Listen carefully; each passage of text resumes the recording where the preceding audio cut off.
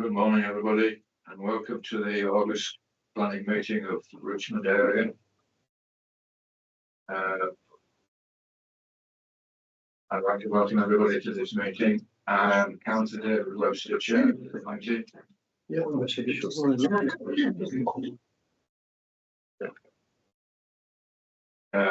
officers are Kate Laval, who is from Legal Services, Caroline Walton and Fiona Hunter from Planning Services, and Ian Beaton from Highways, Christian Brennan from Democratic Services. Please may I respectfully ask that you turn off your mobiles and put the mobile devices onto mute. Please also be advised this meeting may be recorded by a member of the general public, that we may have a number of press and public or observing meetings by the teams. I'm going to change the order of the applications round, so that we're going to take item 5 first, followed by item 4. We operate a 5-minute rule for speakers, and a warning will be given to the speaker when 30 seconds are remaining. The meeting will be broadcast live. Microphones around the room will pick up the sound for the recording and should be used to enhance this. Please speak slowly and clearly directly into the microphone. We kindly ask that members of the public keep their voices down, as the microphones can pick up sound from the public gallery area.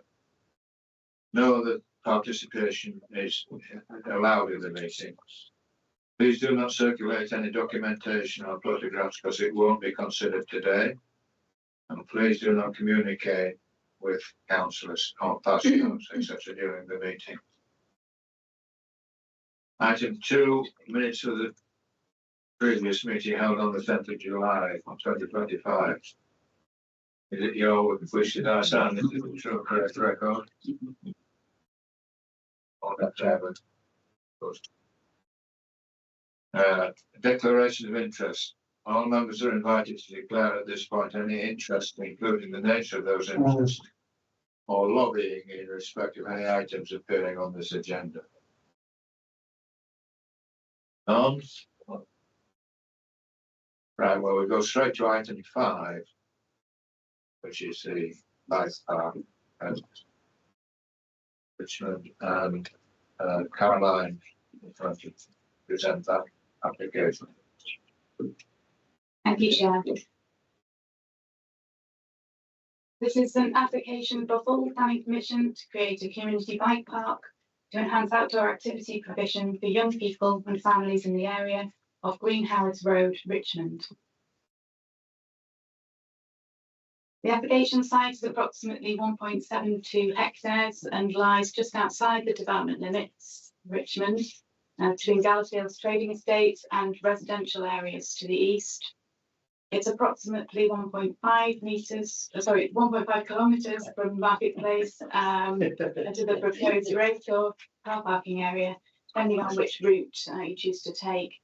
And the nearest residential properties to the existing car park to be extended are those on Castlefields Close to the northeast of the site, and Castle Creek Close, Bolton Way and Green Howards Drive to the east.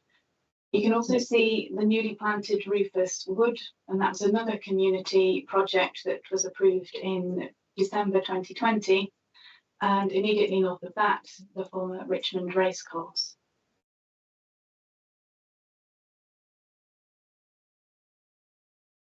This slide shows the application site within the wider context, with the surrounding area being a mix of open fields, agricultural and industrial buildings, and also shows the proximity to Richmond town centre, as well as existing residential areas elsewhere within the town. The proposed bike park would be open to the public and free of charge, comprising of graded bike trails, excuse me, for which the existing slope of the fields is considered to be particularly useful. The construction of those trails would be of local limestone aggregate. There will be no buildings constructed on the site and no artificial lighting installed.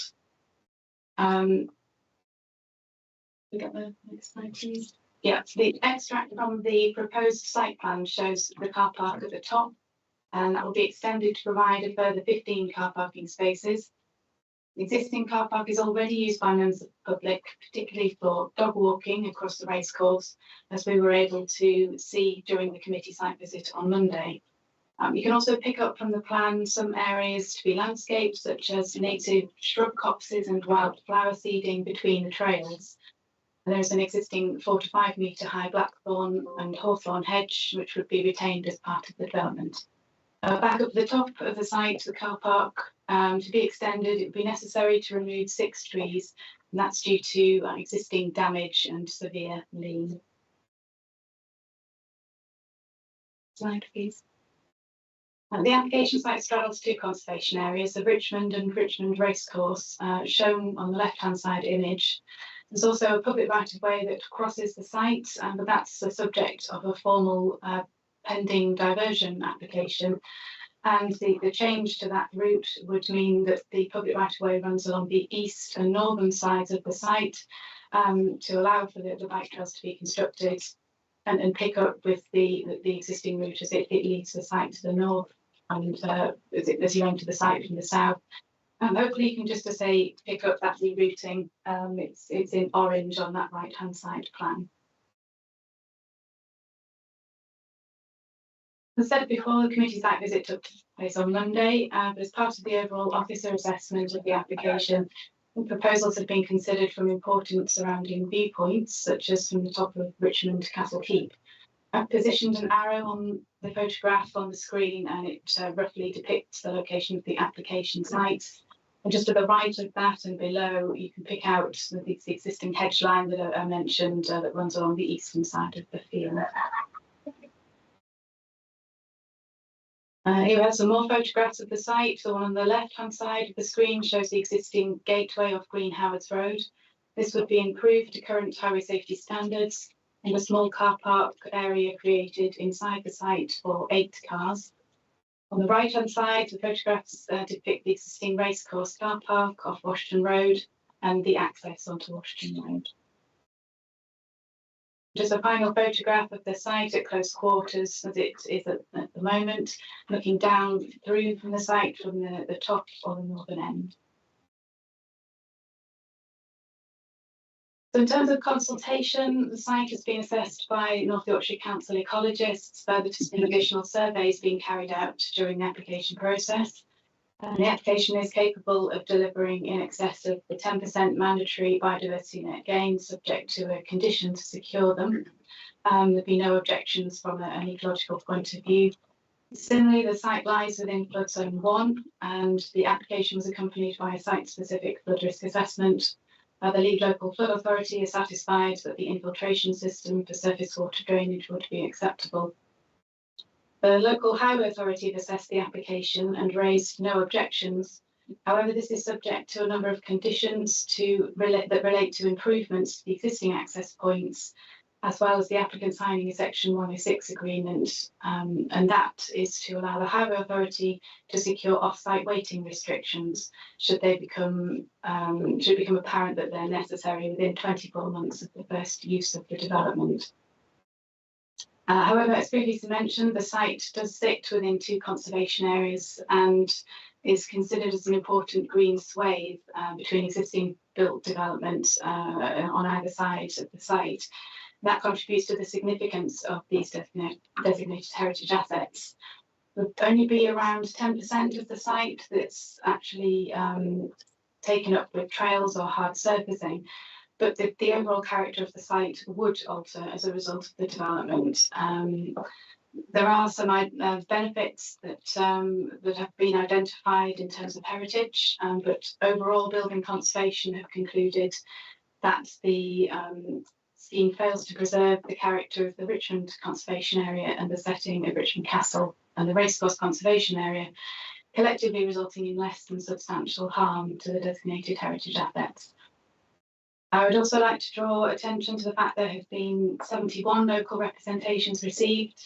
10 of those letters were objections, with some issues being raised on matters of highway safety, and in particular the proposed crossing point and speed of vehicles travelling along Washington Road. The capacity of car parks could potentially result in indiscriminate car parking elsewhere, noise and disturbance, antisocial behaviour and potential misuse by motorbikes, and impact on designated heritage assets.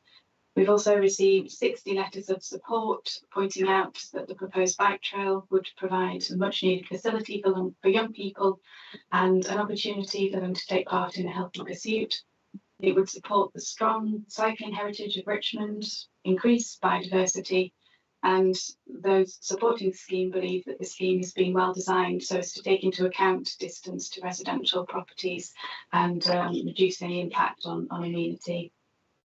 A full assessment has been carried out, taking into consideration those responses. And in principle, officers are of the view that the scheme aligns with core policy CP4, which deals with location, amongst other things, and CP11, which supports the creation of community and recreational assets within the local plan. Although some residents have very significant concerns over highway safety, the Highway Authority remains satisfied on the scheme, subject to conditions and a legal agreement. And the letters received in support of the application clearly indicate that a bike park would be a much needed facility in the local area. The scheme would result in less than substantial harm to designated heritage assets. However, with particular reference to paragraph 215 of the NPPF, the harm is considered in this case to be outweighed by the public benefit. And overall, the development is considered to meet the expectations of the local plan, the NPPF, and the recommendation as stated in the officer report remains unchanged, which is that full planning permission be granted subject to conditions listed in the report and the completion of a Section 106 agreement with terms as detailed in Table 1. Thank you, Chair. Thank you. The first public speaker is Clive World, who is speaking on behalf of the Town Council.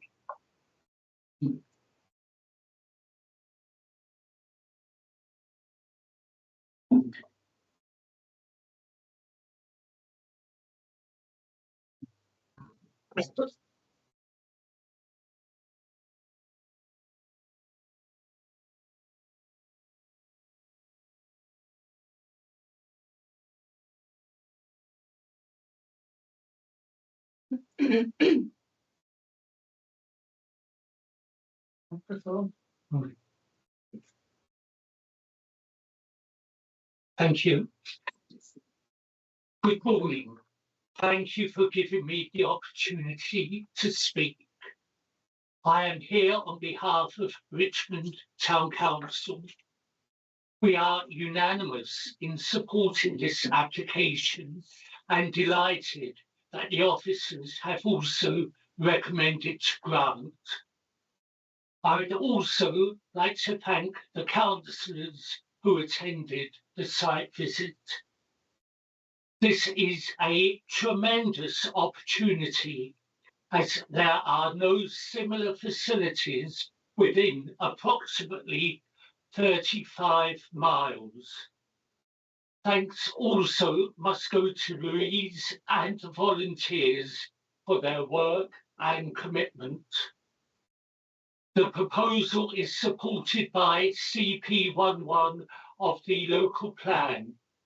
This supports community, cultural and recreational assets, helping to improve community well-being and encourages social interaction. The site is on gently sloping grasslands. It is adjacent to the trading estate and is located within walking distance of the nearby residential areas.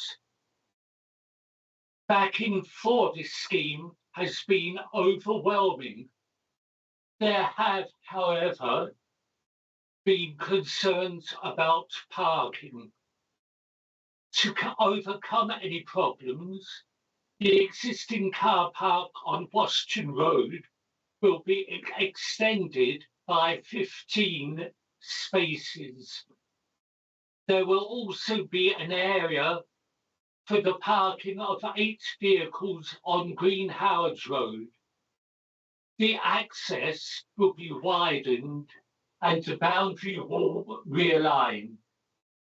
This will give the required visibility splays. Highways have accepted these proposals. To cover different highways and other issues, there are 17 conditions to follow.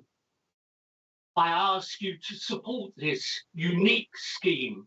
It will not only help young people today, but future generations. Thank you very much indeed. Thank you, Mr. World. The next speaker is Louise Ray, who is the agent.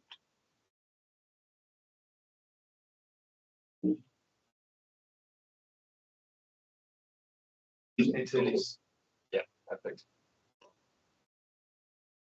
Again, thank you for the opportunity to speak. I'm here as the applicant on behalf of Richmond Bike Park and also the Richmond Community Interest Company and on behalf of the wider community. Why we needed this park, it really started a personal journey for me and my 3 children because I was packing up my car with the bike rack and the bikes and driving about 3/4 of an hour to the nearest place so the kids can meet with their friends, enjoy the outdoors, ride their bikes, get exercise and generally thrive in those environments. And because Richmond has no safe and purpose-built space at the moment, kids are riding on the pavements in car parks and a lot of Richmond School where there's fencing going up currently, which will put that out of bounds as well. So I started having conversations with the community, and this was a snowball effect where we got so much positive feedback from families, from local children, from parents, and then from the town council, and local groups, organisations, and businesses that sort of really identified a need there. And then the project took shape and we needed professional support. And again, the community came up with that. And so much expertise in the community to support the project and offered pro bono in so many cases. So architecture, flooding, planning, ecology, heritage, geology, map making, trail building, mountain biking, fundraising, so much expertise there offered to help the project. And I can't really thank all those people enough for doing that. So the first hurdle was identifying the need, and the second hurdle was the land. And then we were kindly offered the land by Zetland Estates, this perfect plot of land that we thought we could make something of. So we had to give it a go. So we engaged more with the community on a 2-way basis, open and honest as we could, take on board considerations, objections, and working with those objections to try and mitigate those concerns, particularly over parking and road safety. And it's key to note as well, a lot of those objections supported the project in principle, and it was those concerns about parking and road safety that we need to address. I would not be willing to drive this project forward on my own or take sole responsibility. It would be completely fruitless or needless if the community wasn't behind it. And because the project is personal to me, that my children and my children's friends and families will be using this park, then safety is key. That's safe routes to get there, safety on site and access for all. And to do that, we were proactive in consulting with the relative parties. So, for example, we met with the designing out crime officer and the local neighbourhood police, Lauren Wilkinson, who offered their support to the project. And we discussed around antisocial behaviour and how it's very low levels at the moment in that area, and also very minimal motorised vehicle antisocial behaviour. So although we agreed that potentially could be a problem, we didn't foresee any issues, but we agreed to monitor that together with their support going forward if the project was successful. And then we also engaged with the highways officers to make sure all safety measures could be put in place. So everything we've done has been adapted to suit professional views and also the local voices. We've had site visits where we've had children and families on site helping to design and look at the trail layouts and what they wanted to achieve there. So personally, I also care very deeply about the green spaces and nature and access, and I spend as much time as I can outdoors, and that's really important as well. And because North Yorkshire is such a beautiful place, and so is this land, we don't want to build over it, we want to enhance it. So that is making the trails out of natural materials, creating a very nice, pleasant green space that families can spend time, not just about riding bikes, but it's also about that connection with nature. increasing the biodiversity, animal habitats, and just a nice green space with no buildings or commercial clutter. And finally, regarding heritage and conservation, we appreciate the area that we're looking at. And we also want to harness that for the younger generation. So we were looking at like keeping the views down into Richmond and making sure they were maintained within the landscaping so that they can be proud of where they live and engage with that as well. And although the change to the landscape, it's less than substantial and the public benefits are outweighs the harm, such as it's a free, inclusive community facility, there's improved health, well-being. Thank you. A space that supports your people and brings family from outdoors, and it also aligns closely with the Mayor's vision for North Yorkshire. So in conclusion, it's not about development, it's about community well-being, health and connection with each other and connection with nature. And the project has so much potential, and there's so many people waiting eagerly out there to benefit from that potential should it be given planning permission. Thank you. Thank you very much. Members, Councillor Thompson. Thank you, Chair. I think. Oh, sorry, someone before me, Chair. Councillor Parsons has indicated he'd like to speak. Well, we're not registered. Sorry, Mr. Chairman, I don't believe I have to formally register, but I did inform you at the site visit that I was intending to speak. Well, okay. Sorry about that. It won't take long, I promise you. This is now the second meeting I've attended where I'm actually in total agreement with the officers, which is quite worrying. It rarely happens for me, so well done. The only thing I would add after everything Louise has laid out is that this is an amazing project brought forward initially by one person who has built support, built connections throughout the town, throughout the network of different activities, and deserves to be agreed simply on that. She has done a magnificent job of getting the wider community involved and also bringing together places like the Zetlands Estate, because of course they could be looking at land and thinking that might generate X amount of money, but they're willing to allow a community facility to be built on it, which is adjacent to the Rufus Wood, which again is on their property. And I think, quite frankly, everybody should be celebrating this young lady and her family because they have done an excellent job in bringing this far. Thank you. Thank you. Right, now then we go to Councillor Thompson. Thank you, Chair. Clearly, a tremendous amount of thought and work has gone into this project. I'm interested to hear that if I was a resident of Richmond, I'd have to drive 35 miles to the next nearest scheme. So there's clearly a need. I think Clive Weld perhaps summed up the entire project by saying it would help young people and future generations, and on that basis, I'd be happy to support it. Thank you. That's the proposal. Sorry, yes, formal proposal of acceptance. Councillor Foster. Thank you, Chair. I do have a couple of concerns myself about the road going up, and especially turning from Greenhouse out to the industrial estate, we turn in, it's quite a sharp end there. However, on many occasions, I said I'll go with the highway. So on this occasion, if they say it's okay, I'll go along with that. But I have personal concerns about that. The only other one I've got, like I've been reading the conditions, there's nothing to say about the public right of way being agreed because it's not been agreed. Is that correct? I don't believe it's got to be agreed yet, and yet it's not in the. I can't see it in the conditions unless I'm missing something. Thank you, Councillor Foster. There is a pending application to divert the public right of way that's going alongside separately. My colleague is doing that application, so the two together would come forward. That's all in preparation. So that's part of the conditions that has to be done. It's a separate process. Can we put that as a condition that's agreed before this planning goes forward, please? No, it doesn't move. Does it still work? Can I refer to our legal officer?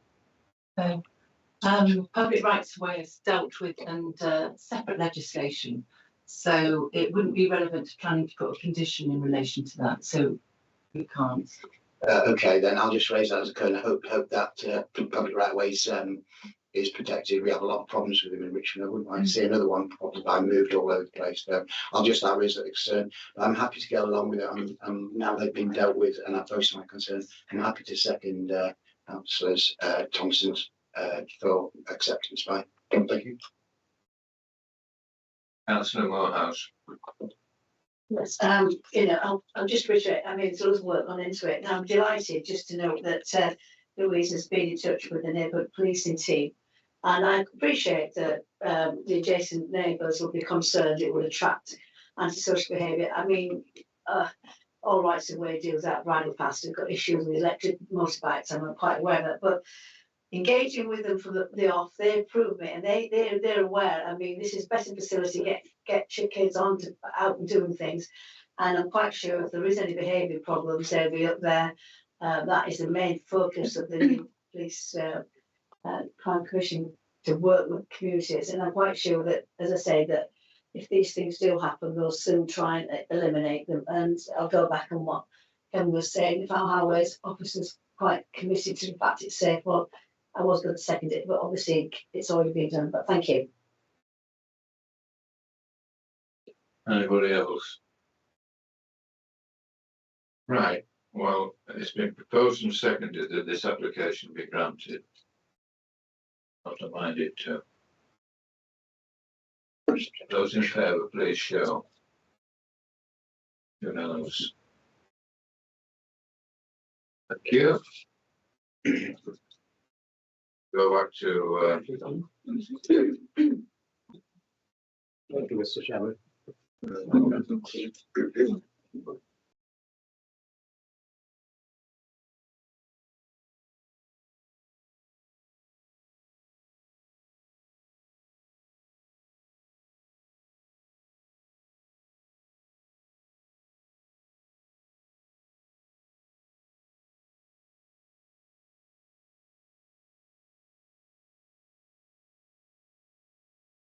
Mountain Barracks, which is item 4 on the agenda, and it's Caroline again working hard today. Thank you, Chair. This is an application for full planning permission for an 85-bedroom accommodation, 85-bedroom accommodation blocks, 2 multi-use games areas, a strength and conditioning centre, garages, workshops and associated external working, including hard standing, car parking, circulation including foot and cycle paths and soft landscaping at Marne Barracks, Catterick Village.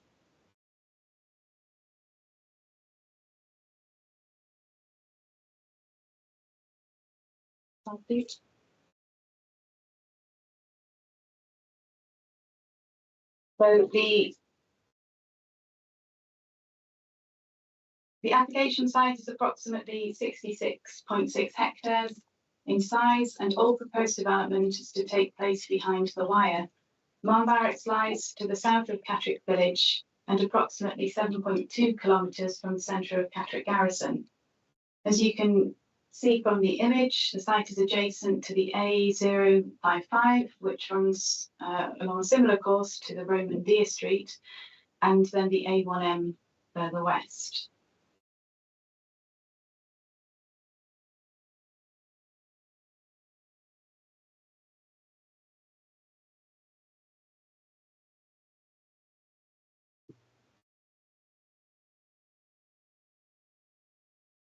Now, this slide shows the application site within the wider context, where you can see the proximity to Marne Barracks to surrounding settlements of Richmond, Colburn, Brompton-on-Swale and Scorton.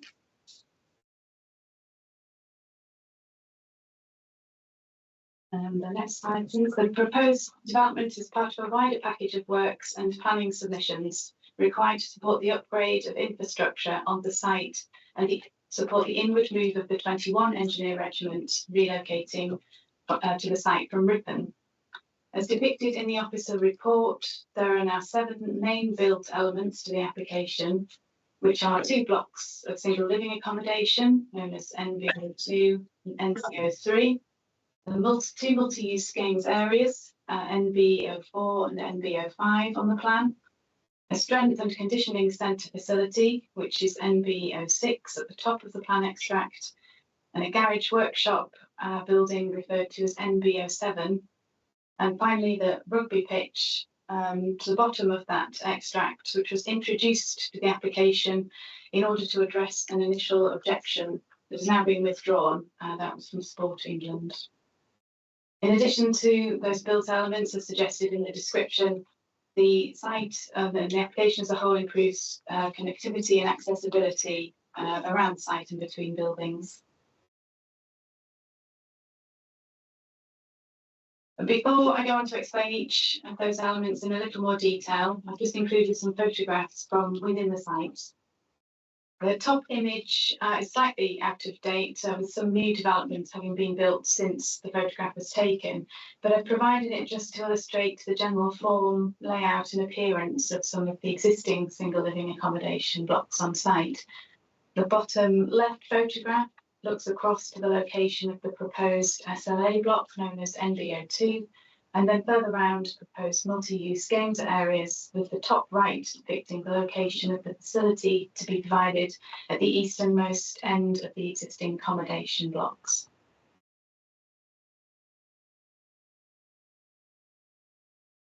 The top 2 photographs show the location of the proposed garage/workshop building known as NBO7 and the existing rugby pitch and mounding. The bottom right-hand photograph depicts the location of the new rugby pitch that is now proposed and would be located on the other side of the internal security fencing that you can see.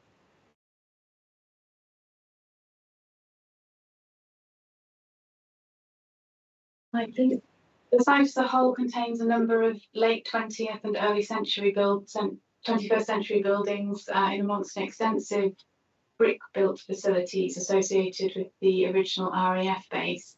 There are a total of 5 listed buildings on site. I've included the closest of these, which are the watchtower on the left-hand side and the watch office.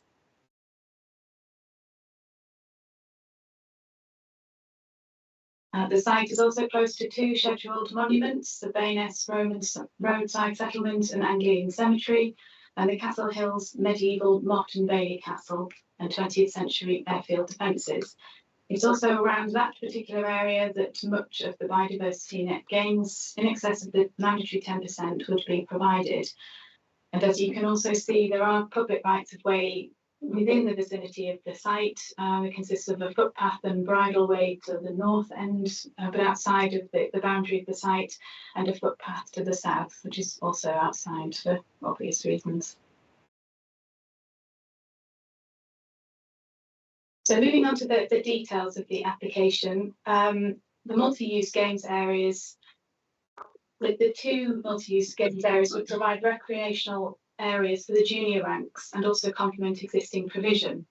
NBO4 on the left would be constructed parallel to the former runway and an offset to allow for access to existing services buried within the soft landscape area, and an existing footpath would be redirected around the mugger. NBO5 would be constructed at the eastern end of the SLA village amongst the existing blocks, and both facilities would contain a 3-metre high welded mesh fence around the edges and an access gate with solid timber rebound boards internally to avoid damage to the fencing. A standard 5-a-side pitch layout would define the length of the muggers, with a width capable of facilitating 2 basketball courts in perpendicular orientation. Volleyball would also be possible, and associated storage and bench seating would be provided. Landscaping would be provided around the edges of these facilities, which, as is the case for the accommodation blocks, some of the runway mounds would need to be reprofiled. However, where removal of trees is necessary, those would be replaced on a ratio of 2:1. Since the site visit, the agent has confirmed that an electrical connection would be made available to enable external lighting to the 2 muggers. But in any case, officers have already recommended a specific condition to be attached to any planning permission granted, and that is to require a lighting design strategy now within 12 months of the commencement of the development as set out in the update list. The two new 85-bedroom single living accommodation blocks that are proposed will not be similar to the existing blocks on site in terms of height and scale footprint. I've also provided some elevational plans here to show what is proposed, with NB02 on the first slide and NB03 just on the second. Each building would have an overall gross floor external footprint of 2,940 square metres and would measure around 12.5 metres in height. The buildings would have flat roofs with parapet detail and provide an area for photovoltaic panels to be installed, as well as associated plants. The buildings would be 3-storey and constructed of external facing brick, with large areas of curtain and glazing to the central communal areas. Open external stairs would be wrapped in a stainless steel mesh. And again, the areas immediately around those blocks would be landscaped with some of the mounds reprofiled, and the planting of native trees, installation of bird and bat boxes, and bin and bike stores, placed in inaccessible locations. There'll be some areas of block paving provided for the hard landscaping just to accentuate the social spaces. The proposed 2-storey garaging and workshop building would measure approximately 97 metres by 33 metres and would be approximately 15 metres in height, with solar panels installed on the roof. It will be a portal frame structure and positioned in a north-south alignment, with the access aprons on the east and western sides required for the safe moving of vehicles. The garaging at the southern end would have an area of storage with a first floor level containing offices and ablutions, and the central section would be subdivided but allow for a large overhead crane to pass over all lanes. The northern section contains stores, offices, ablutions and changing over 2 floors, and internally the building would have a mezzanine but with high volume open spaces for vehicles areas. The building and associated external areas would be built partly over the existing rugby pitch, which would require that spoil mound to be removed just to the side. But there will be a new access that would link up the former runway to the existing hangars and workshops. The concrete aprons around the sides of the buildings would fall away from the roller shutter doors, and for practical reasons, soft landscaping has been limited around the immediate sides of the building, but there would be a strip of some tree planting that you can see just in the top right plan there, with some shrub planting.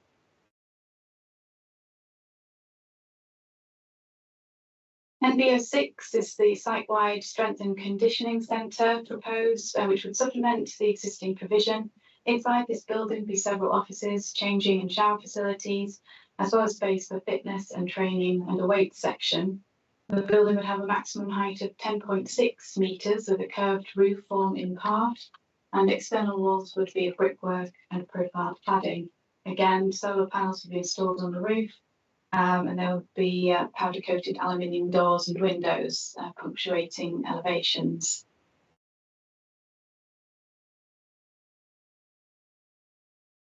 Lastly, in order to address the objection from Sport England, mainly as a result of the loss of part of an on-site provision associated with NB07 and the positioning of NB02, which is one of the accommodation blocks, the applicant has revised the scheme to incorporate the new rugby pitch that would measure approximately 130 metres in length and 80 metres in width. The pitch would not be illuminated and envisages the removal of only a small amount of shrub in order to create a pedestrian link and gate through the perimeter fence to the facility.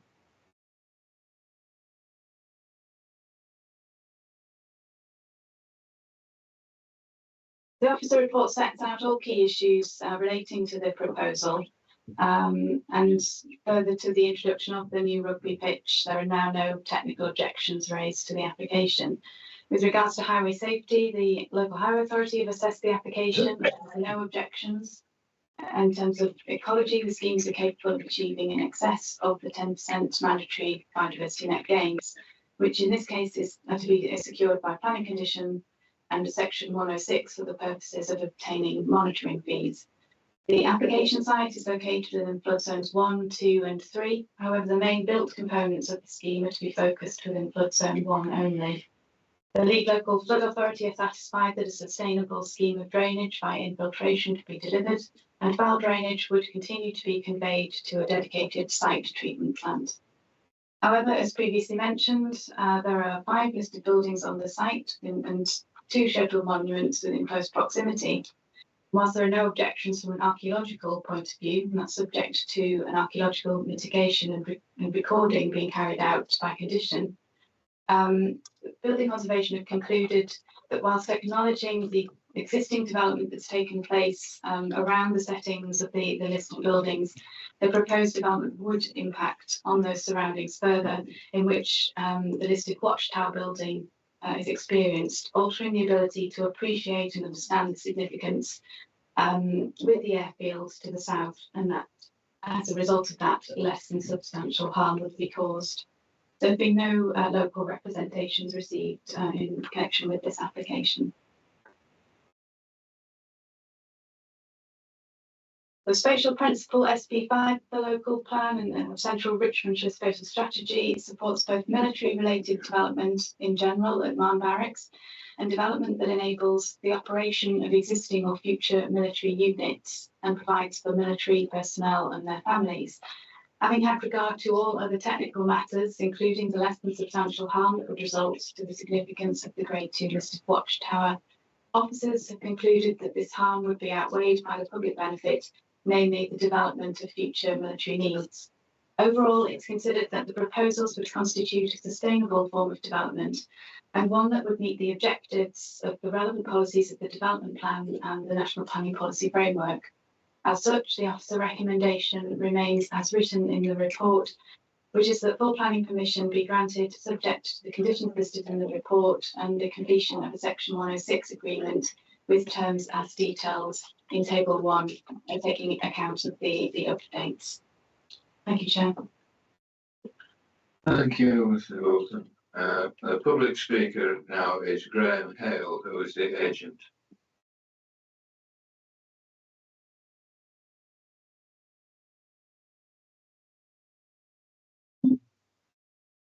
Thank you, Chair. Very briefly, we don't intend to make a formal presentation to you. To keep things short, and we'll defer to the case officers playing the report. I'm in attendance along with Ben Gaunt from Morgan Central, just in case members have particular specific questions that the case officer can't answer. Otherwise, leave it over to yourselves. Thank you. Well, we don't normally have a sort of debate between speakers and everybody, but I'm sure if there are unanswerable questions, then perhaps we can refer to you. Councillor Watson first. Thank you, Chair. Despite the fact I didn't attend the site meeting, I do know the site very well, going back as far as the days as the RAF. And I probably visit the site once a fortnight minimum.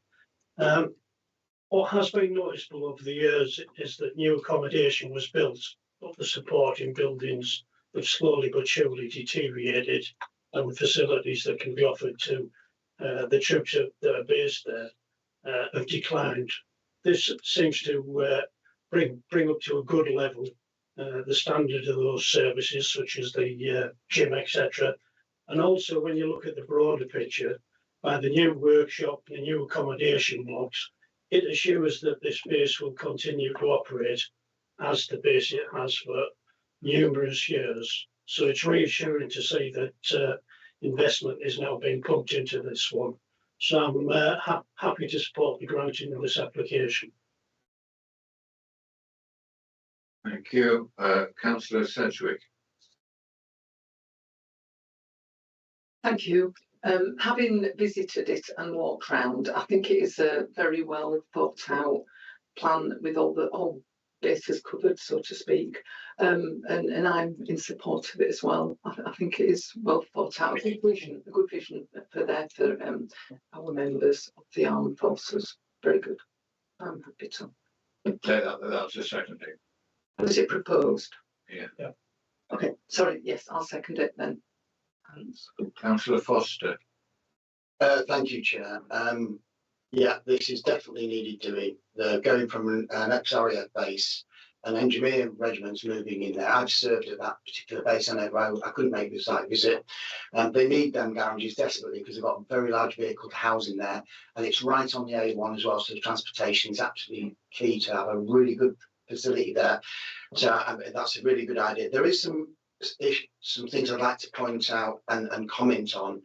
I will be supporting this. The first one is it was really good that the bat survey is in hand and they're looking at and they're going to deal with that and they're going to get licenses for that. The one that concerns me a little bit and just about highways and that is we're going to have cross-line accommodation, single living accommodation, and there's going to be an extra 200 odd buildings.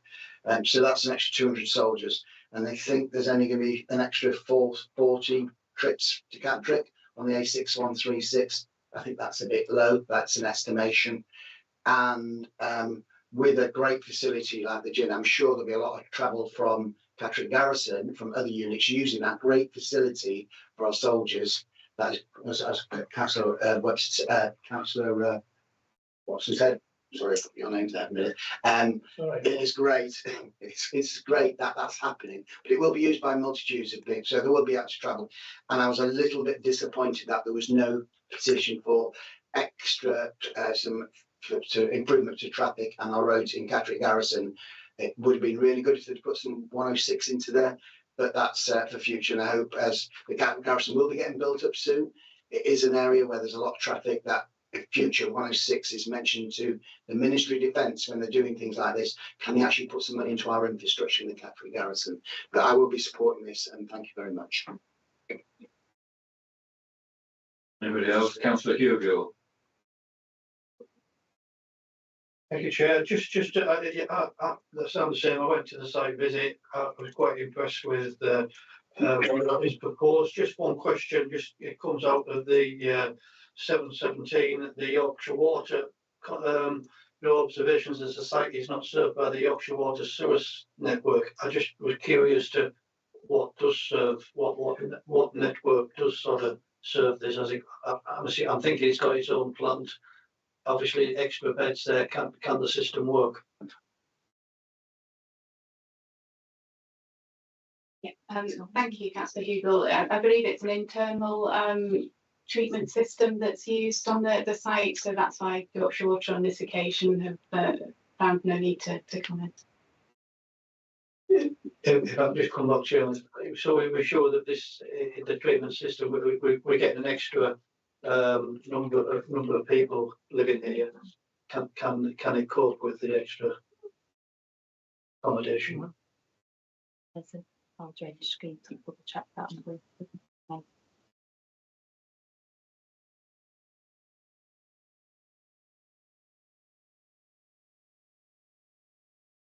Yeah, There is condition number 8 that the development shall not commence until scheme of foul drainage is submitted. So that's what we're anticipating it will be. And then under that condition, we'll need to run the calculations and double check. And if it needs to be upgraded, we can secure that be a condition.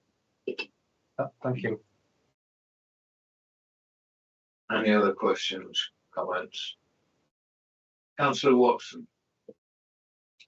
Just an observation, really. It's nice to see that some thought has actually been put into installing solar panels on large buildings. We all complain about it. We all complain about solar farms in the countryside and say it should be on car parks or commercial buildings. It's good to think this one's actually been thought through and the panels are going to be installed on the roof. So well done for that one and hopefully an indicator for the future. Thank you. Anyone else? Well, it's been proposed and seconded that this application be granted. Those in favour, please show. Unanimous. Right, thank you. Item 6, any other business? No business. None that I know. The next meeting will be the 11th of September at 10 o'clock. And vendor to be confirmed. I hereby close the meeting. Thank you. That's good.